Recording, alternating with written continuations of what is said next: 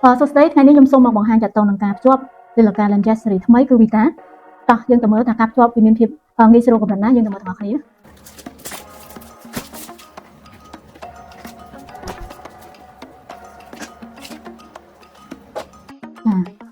យើងចាប់ដើមមកយើងបក sticker នៅពីខាងលើ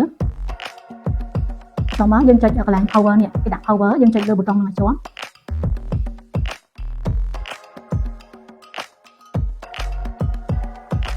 ចាចេញអក្សរ Language មកតែម្ដងហើយ welcome តែម្ដងហើយបន្ទាប់ពីចេញសញ្ញា welcome នេះចានេះយើងអាចរកភាសានៅទីនេះបានចារកភាសានៅទីនេះបានវាមានភាសាជាច្រើនចាហើយក៏មានភាសាខ្មែរយើងផងដែរនៅទីនេះនៅខាងក្រោមគេភាសាខ្មែរហើយនៅក្រៅទីហ្នឹងគឺមានភាសាជាច្រើនមានភាសាចិនអេស្ប៉ាញចាប៉ូទុយហ្គាល់អីហ្នឹងគឺមានច្រើនមែនតើនៅក្នុងហ្នឹងចាឥឡូវខ្ញុំសូមដាក់ជាភាសាអង់គ្លេសសិនសម្រាប់ការភ្ជាប់ចាបន្តមកមិញចេញ QR code មែនទេអញ្ចឹងយើងចូលសម្រាប់ Android គឺចូលមកខាង Google នេះមានសញ្ញាមួយនេះគឺសញ្ញាកាមេរ៉ាយើងចុចវាមកចាហើយបន្តមកយើងក៏ធ្វើការថតជាមួយនឹងការបង្ហាញ QR code នេះចានេះវាចេញមកបែបនេះយើងចុចលើមកចានៅក្នុងនេះវាមានជាប្រភេទ Android ហើយនិងប្រភេទ iOS អញ្ចឹងខ្ញុំចុចយកប្រភេទ Android ចាហើយ install នេះចា install ចូលមក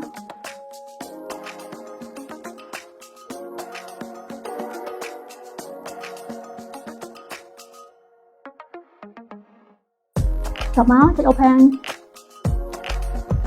ចា get start free turn on ចុច OK hello ចាហើយយើងអ្នកកន្លែងនេះគឺយើងទៅបើកលំធួនចាបន្តមកនេះកន្លែងនេះយើងត្រូវបំពេញចាកន្លែងនេះគេដាក់ថា select តែចឹងហ្នឹងមានន័យថាដូចរបៀបគឺយើង select យកប្រទេសរបស់យើងចាយើងសេចមក Cambodia ចាហើយបន្តមកយើងបំពេញ email របស់យើងចាអញ្ចឹងកន្លែងនេះយើងត្រូវបំពេញ email របស់យើងសិនឥឡូវខ្ញុំពេញ email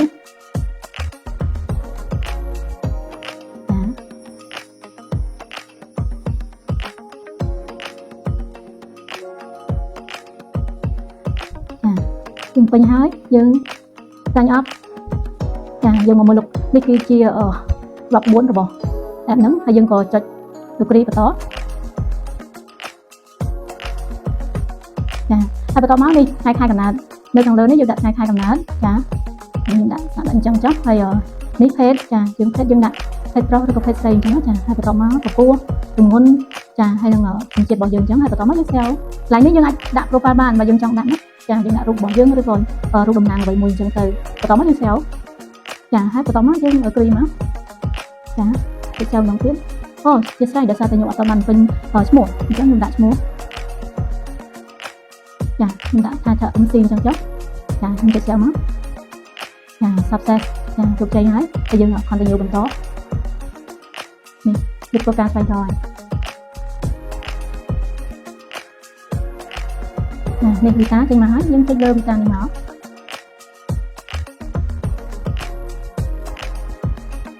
ចាចុច continue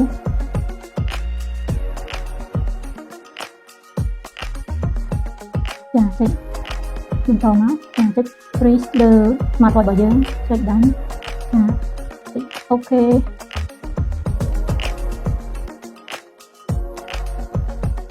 ចានេះគឺវា install GPS ចូលចានេះគឺរួចរាល់ហើយចា